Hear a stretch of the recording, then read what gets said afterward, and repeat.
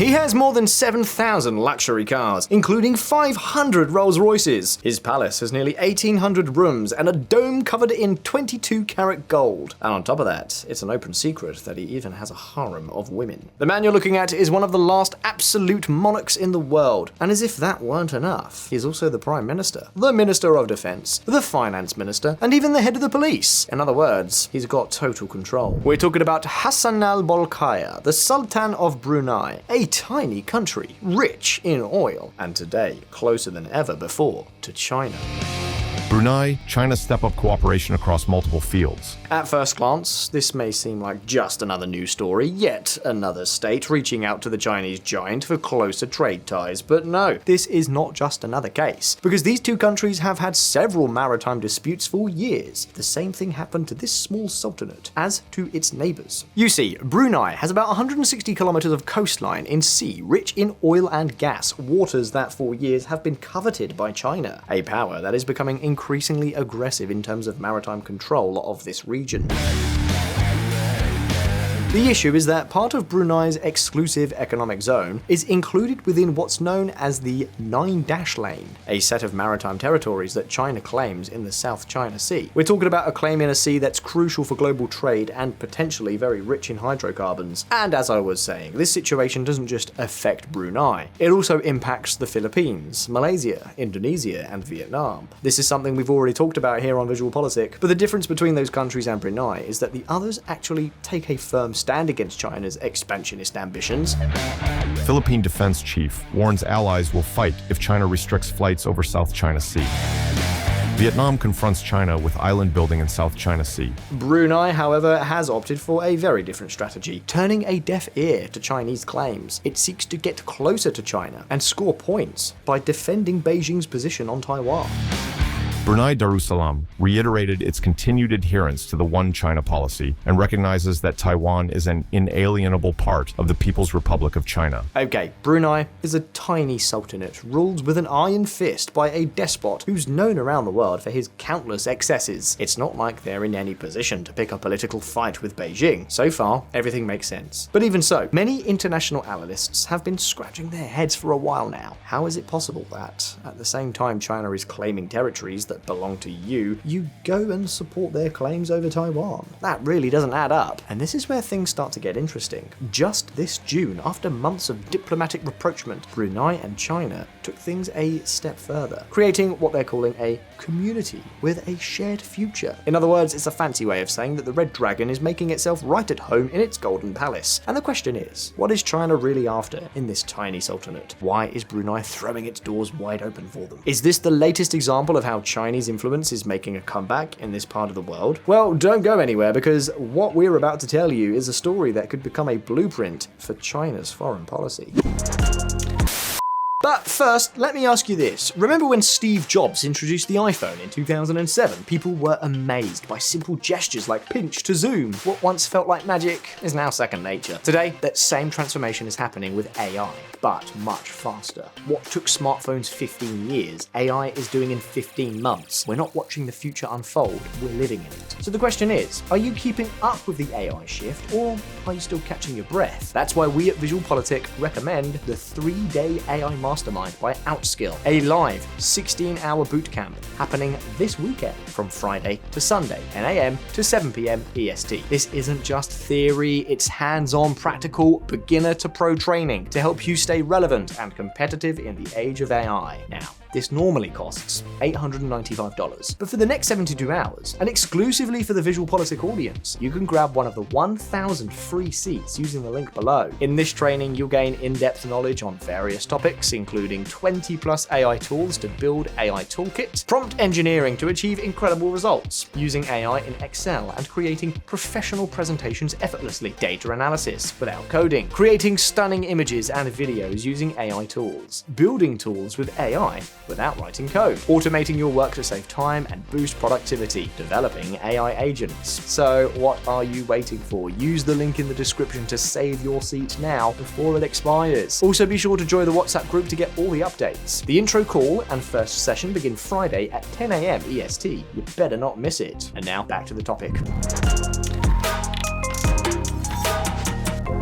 Behind closed doors, Sultan Hassan al-Bolkiah bans political parties, tightly controls the media, and even instituted a legal system based on Islamic Sharia in 2014. At home, Bolkiah defends stoning for homosexuals, controls his citizens even when they're abroad, and has a whole army on the internet controlling messaging so that he is not criticized. However, behind closed doors, he behaves like a lamb when another country threatens to take away his maritime resources. In fact, Brunei has had multiple visits from Chinese ships without permission, just like its neighbors. In 2019 and 2020, these vessels even came within just a few kilometers of the coast. So, why does this kind of paradox happen? Well, the first thing that we need to understand is that Brunei has oil reserves estimated at about 1.1 billion barrels, which allows it to produce around 90,000 barrels of crude per day. That's a long way from the more than 220,000 barrels a day they were producing back in 2006, but it's still very significant. Remember, we're talking about a country with just over 450,000 people that depends almost entirely on these oil and gas operations. To give you an idea, the energy sector, mainly run by Brunei Shell Petroleum, is by far the country's star industry. It accounts for nearly 65% of all the Sultanate's economic output. That's why many analysts are surprised that Brunei doesn't seem to stand up for its sovereignty the way its neighbors do. But why? What could the Sultan be thinking? Letting Beijing sail through his waters like they own the place? Does he really not mind what China does in his territory? Isn't he worried that these claims could just put his entire way of life at risk? Well, stay tuned. China to the rescue. Just a few months ago, we came across this news story.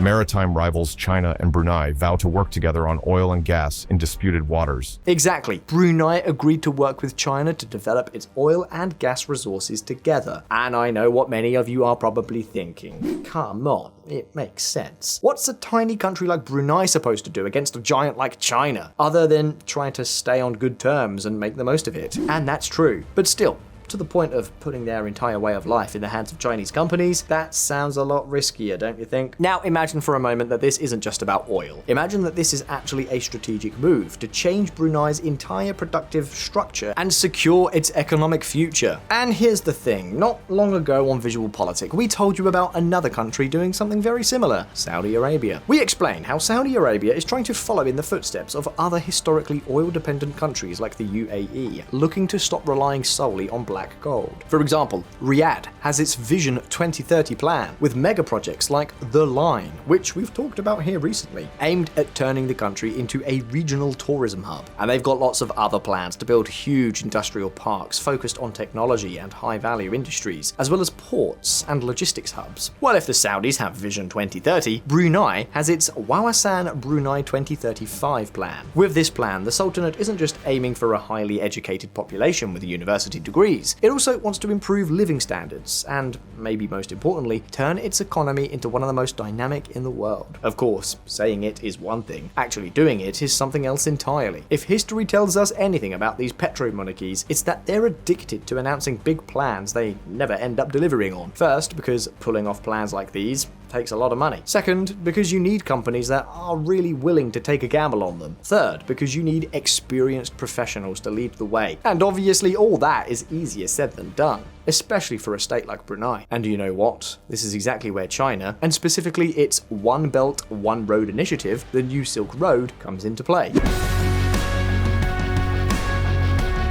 So here's the thing. Brunei sees this massive Chinese investment project not just as a source of foreign money, but as a way to speed up its transformation. So, far from being some act of economic submission, letting China take a major role in developing its oil could actually be part of an attempt to reshape Brunei's economy. And this brings us to another key point. Apart from oil and gas, Brunei is pretty much a place where almost no one wants to invest. Few international investors trust this royal family and its absolutist, impulsive way of ruling, not to mention its constant violations of laws and even basic human rights. But China, as you know, and Chinese companies in general, tend to overlook these kinds of things. they're usually less concerned and more willing to take less risks. But let's face it, investing in Brunei isn't just risky, it's a huge headache. Not only because foreigners can't own land and can only lease it, but also because there's hardly any skilled labor available. To give you an idea, the shortage of qualified workers is so bad that Brunei has had to desperately bring in foreigners to fill all sorts of jobs. In fact, back in 2019, the latest year for which we have reliable data, nearly 35% of the country's entire workforce was made up of foreign workers. So, Beijing saw an opportunity to turn this deal with Brunei into a kind of model. That's why they've gone all in, to make sure the Belt and Road Initiative lines up perfectly with Brunei's Wawasan 2035 plan. And that's why China is investing heavily in Brunei to help push its economic diversification. The best example, the Hengyi Industries petrochemical plant.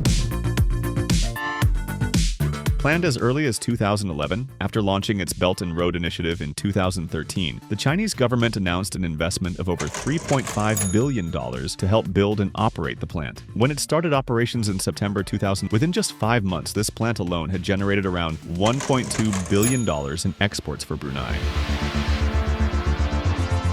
In fact, in 2022, that plant alone generated over 9% of the country's GDP and accounted for 95% of all the petroleum-based products Brunei exported. And here's the thing, this plant isn't the only place where China is getting involved in this remote country. There's also the Muara port, Brunei's only deep water port, where more than 90% of the Sultan's imports and exports pass through. Well, the management of this port is now in the hands of a Chinese state-owned group. They've also set up a free trade zone at the port, mainly aimed at Chinese companies. These are 2 major projects for Brunei. So, what results are we seeing? Pretty simple. Trade between Brunei and China is booming, from $1.9 billion in 2014 to $2.8 billion in 2023. That's nearly a 50% jump in just 9 years. And it's not just about boosting their export sector. The reality is that with these Chinese-backed projects, they're also managing to strengthen their local industries. Take the Huladao City Steel Pipe Industrial Company, a Chinese firm, for example. It's not just producing 100,000 tons of carbon steel round-welded pipes a year. Half of those 100,000 tons actually stay in Brunei. And in a country with a big oil and gas sector, that's a big deal, because it helps reduce reliance on imports. The result? The economy seems to be waking up. So, does this mean that China has managed to buy Brunei's silence? Well, in a way, it is a possibility. Now, this is not the entire story.